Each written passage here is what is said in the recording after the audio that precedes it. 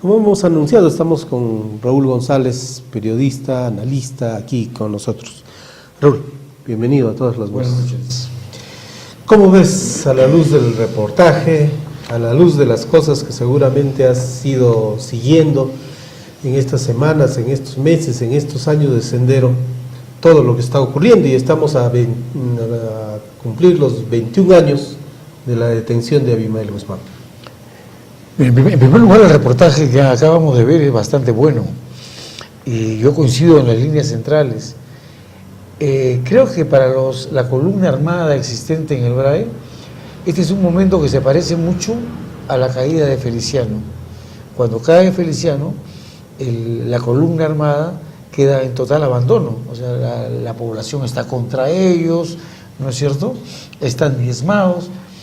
Y los equipos palominos mismos decían y han dicho en sus comunicados y en las entrevistas que han tenido para la prensa, nos costó mucho convencer a la población de que nosotros habíamos cambiado, de que no íbamos a matar más gente, de que estábamos a favor del desarrollo de la zona, de que teníamos que pagar el pollo, el animal, el costo real de lo que consumían. Todo. Les costó mucho y poco a poco fueron consiguiéndolo hasta que logró lo que hemos visto hace 3 años, desde hace 3 años aproximadamente, que es casi una, si no vinculación, si no apoyo, por lo menos la indiferencia de la población.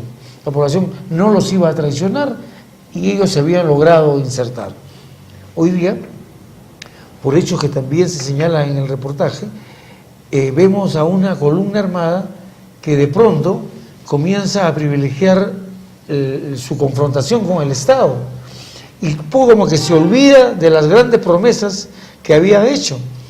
Y creo que comete, también se ha dicho en el reportaje, el gran error de atentar contra las maquinarias que construían la carretera Quinua-San Francisco, que como todos sabemos es un anhelo de todos los pueblos ayacuchanos, de Ayacucho y del BRAE, de todos los pueblos del BRAE, pero desde hace años.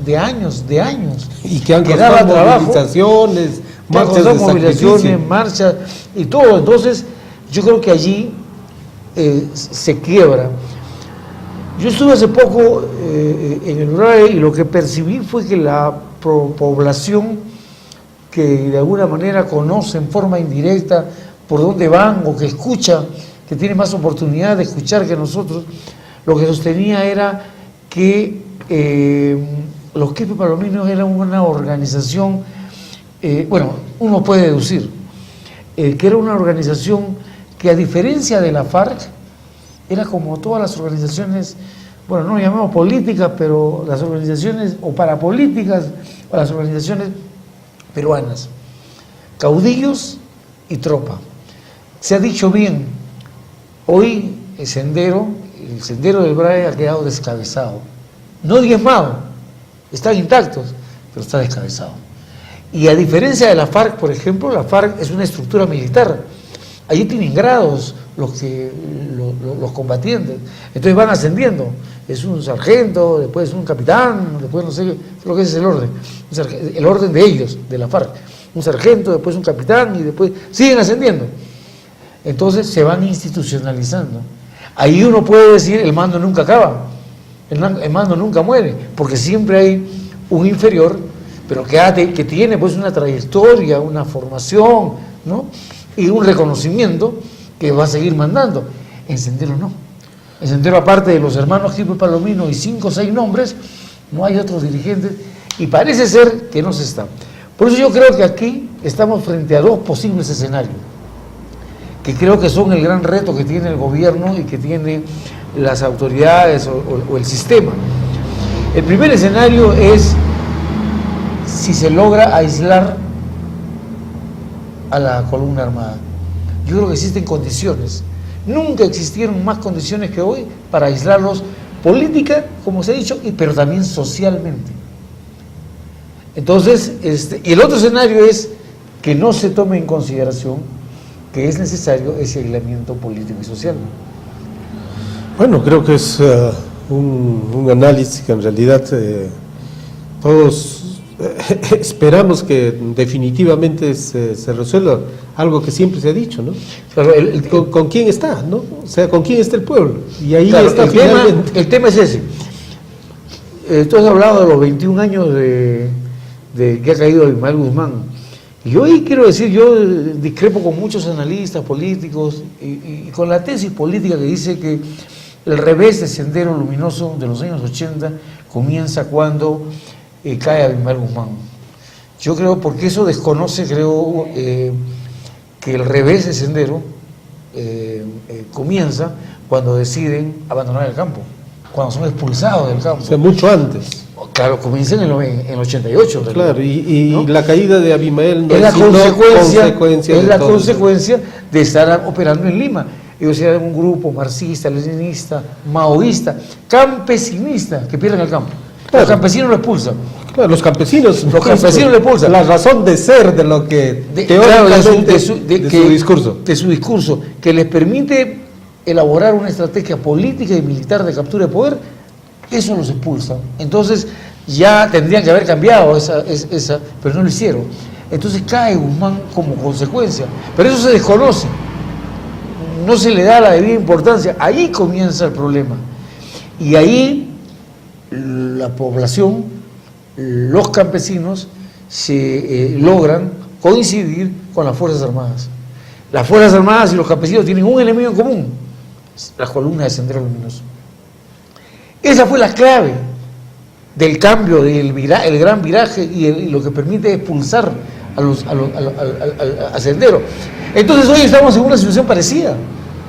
Si las Fuerzas Armadas no logran, o si el gobierno no logra, que esta población campesina que hoy está molesta con los Quipes Palominos porque ha detenido la construcción de la carretera, que hoy sabe que el sendero el sendero de los Quipes Palominos es débil y tiene debilidades. Si esta población no es ganada, entonces, y no se logra que crean que ellos y las Fuerzas Armadas tienen, entonces van a fracasar. Si logran convencerlos y si logran encontrar, entonces el enemigo común será la columna armada. Eso quiere decir que estarían aislados. Yo quiero adelantarme simplemente para, no por aguafiestas ni cosas por el estilo, pero yo ando preocupado porque he escuchado voces, ¿no es cierto? Están parte entre todas las voces. He escuchado voces que dicen que este es el momento en el que debe comenzar a erradicarse hoja de coca en el Braille. Creo que eso sería, a mi juicio, un error, porque entonces confrontaría a las Fuerzas Armadas con el gobierno por la erradicación. Y en ese contexto sí pueden volver a articularse, rehabilitarse, ¿no es cierto?, la columna armada. Entonces, los escenarios son: si uno llega, si se logra que el gobierno y la población se enfrenten a los Quipes Palominos, se les va a vencer. Si no se logra y se confronta con la población, se van a reconstituir, se van a reconstruir y esto que hoy día es un triunfo táctico, se puede convertir en una derrota estratégica. Bueno, sí, y hay otro elemento más, ¿no? Que nunca antes se había dado una respuesta masiva como el que se ha producido, en este caso en Pichar y... Bueno, te digo, ¿no? Todas las condiciones están dadas. Están dadas. El asunto es quién capitaliza eso, ¿no? Cómo eso se convierte en una estructura institucional. Creo que al gobierno le toca ahora, le toca tender puentes, le toca reconocer a los interlocutores de la población, ¿no es cierto?, para enfrentar, para aislarlos. Para sellar una esto no es un asunto militar. El asunto militar sigue en la búsqueda de ellos. Este es de política de gobierno. No es que los militares tienen que ponerse de acuerdo con los campesinos y los productores. No. Eso le corresponde al gobierno. Es un escenario estrictamente político. Es estrictamente político. Ahora, ¿qué papel juega el narcotráfico? En los años 80 el narcotráfico jugó un papel importante, ¿no? Se convirtió en muchos de los aspectos en sostén del accionar de los comités. Ese es otro tema que creo que debe ser analizado no tan rápidamente, sino con mucha prudencia, porque sigamos el desarrollo que la sociedad y las fuerzas políticas del país, incluso acá en Ayacucho también, se realicen. Y aceptemos que los Quispe Palomino eran los sicarios del narcotráfico, o son los sicarios del narcotráfico. Y podemos decir realmente que son sicarios del narcotráfico. Entonces, eso quiere decir que el narcotráfico está presente en el Perú, no tiene discusión. Somos el primer productor de cocaína en el mundo. Entonces, si hay pues narcotraficantes, que no están en el BRAE, por supuesto, sino que están en Lima o sabe Dios dónde, que utilizan la materia prima de ahí. Pero supongamos que ellos son, entonces el narcotráfico, llamado así como si fuera una firma, ¿no es cierto?, o una corporación internacional, va a necesitar de otros sicarios. Entonces vendrán, y existe la posibilidad, o tenemos que prever que si se termina con los Quispe Palomino, el narcotráfico en abstracto, ¿no es cierto?, va a tener que traer sicarios de verdad. ¿Estamos preparados para eso? No estoy diciendo, no ataquemos a los Quispe Palomino, porque no, para nada. Pero preparémonos desde ahora. ¿Qué va a pasar y cómo nos vamos a enfrentar? Y ese puede ser otro, a los verdaderos sicarios, o a sicarios sin discurso político, digamos, que vengan en posterioridad, porque van a ser reemplazados. Ellos son, en el narcotráfico son una pieza. Entonces, ese puede ser otro de los puntos en los cuales el gobierno se alía a la población, porque la población finalmente va a ser la gran perjudicada y la gran golpeada. Ahora, la otra cosa es decir, los Quispe Palomino son únicamente sicarios del narcotráfico y nada tienen que ver con el tema de Sendero, no es la otra ala de Sendero después del acuerdo de paz. Yo creo que hoy esa discusión ya es irrelevante, ¿no? Porque hoy la población no se va a jugar la vida por los Quispe Palomino, por la columna que dirige. No, y el narcotráfico tampoco. Y el narcotráfico tampoco, pero van a ser reemplazados. Claro, y la población, ¿con quién se reemplaza? ¿Quién le da seguridad a la población? Entonces, por eso te digo, ese punto, ese nivel de discusión, erradicación, seguridad de la zona, etcétera, porque tampoco le corresponde al gobierno. Y con eso, también desarrollo, evidentemente. Bueno, estamos en un tema, en un momento capital, ¿no? Es un momento de decisiones fundamentales. Muy especial. Y delicadas, además. Claro. Que debería, además, hacer que el país deje por un momento, puede estar peleándose si el informe de la Comisión de la Verdad es bueno o malo, si los Quispe Palomino son narcos o no, si hay que erradicar o no, si el narcotráfico está por todas partes. Un momento de serenidad para cortar, como cirujano, y para resolver los problemas que realmente tienen que ser resueltos. Y el tema de los Quispe Palomino hoy está sobre la mesa. Ahora, en todo esto, ¿qué papel juega Movadef? ¿Dónde está Movadef? No sé. ¿No? Como que se ha perdido el escenario. Sí, pero yo creo que no, este no es un escenario para ellos. Creo que ellos estaban por participar políticamente, pero hasta donde sé, ¿no? Y están con problemas incluso de crecimiento entre ellos. Creo que han perdido protagonismo político en el país, ¿no?